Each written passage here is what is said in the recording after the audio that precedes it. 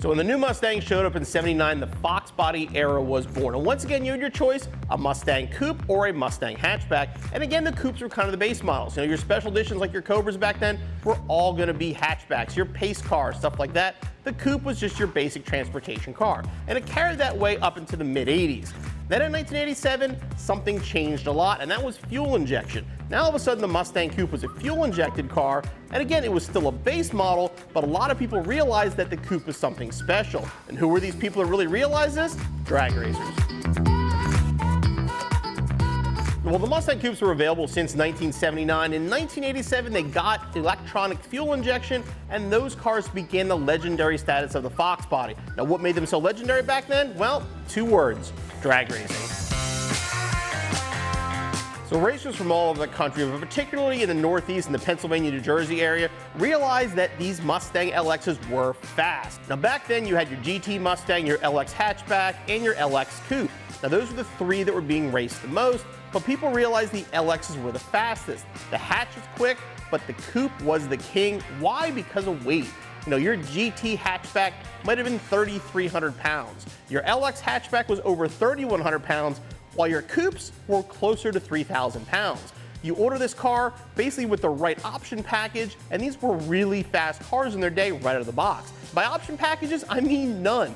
These cars, because they were base models, you order the 5-liter engine, you order a 5-speed manual, and that is all you wanted. Manual windows, manual locks, no air conditioning, no stereo. You didn't need any of that stuff if you wanted to go fast. You got the Coupe because it was light and it was strong, and they were easy to modify.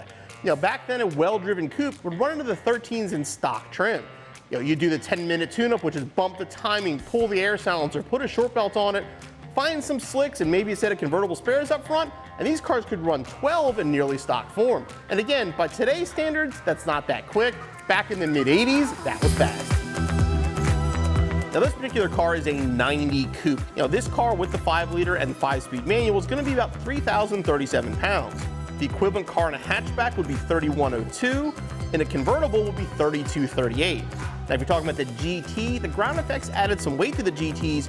We're talking about 3,191 for a hatch, and the GT convertible being the heaviest Fox Body at 3,327. So if you're trying to go fast, the Coupe was the way to do it. You're talking almost 300 pounds lighter than the equivalent GT convertible. If you're in the drag racing, you know 300 pounds is huge. That could be over 0.3 of a second, which is a lot on the drag strip. This 90 LX Coupe is a perfect example of a car from that era. It's got the right look with the pony wheels, it's got the right sound with aftermarket exhaust and a small cam, and it has the desirable black interior. The best part about this car though is I got the keys right here and I'm gonna take it for a test drive.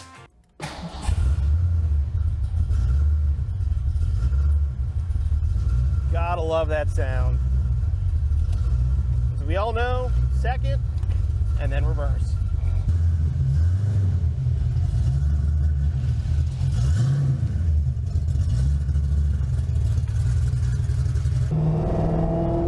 If you have one, you know, there's just something about driving a Fox Body, but they're just, yeah, let's blow our honest. These aren't nice cars. They're noisy, they're somewhat cheaply put together, they have their issues. We all go, oh, well, it's a Fox Body, we get it, but there's just something cool about a Fox Body, and especially, you know, a cammed Fox. It just sounds mean, it sounds fast, it brings back memories. I mean, this car is very old school, it's got old style intake on it, it's got a Ford B cam in it. You got the big tack on the dash. It's like, none of us really needed that tack on the dash, but we wanted it anyway back in the day because it was cool to have. And this car definitely fits that bill. Like I said, it's a lot of period correct kind of stuff on this. It feels like an old school Fox.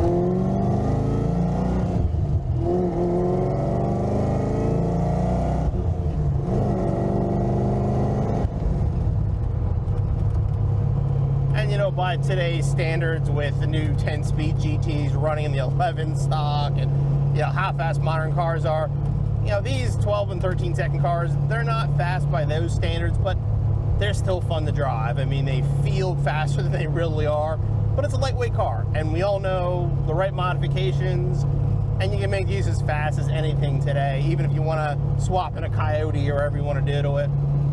But there's just something cool about a Fox, like the sound of these things, you know, drop it down a gear and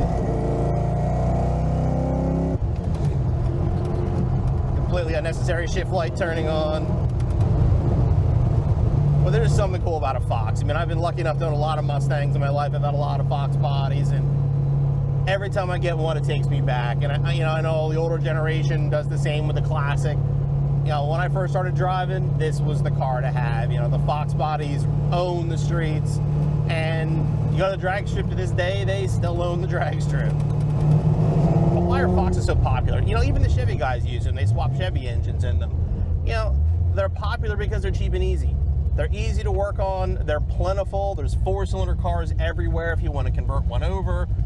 Parts are not expensive, and you can go fast easily. And you know, the newer cars have gotten a lot more expensive, whatever. The Fox, to a lot of people, was the last affordable, fast Mustang, and I think that makes them popular to this day.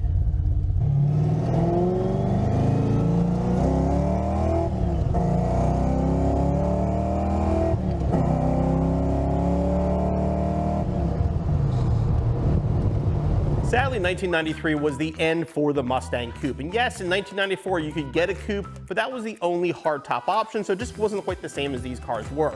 But if you go to any drag strip today, you'd have a hard time believing they have made these cars for 30 years because they are absolutely everywhere.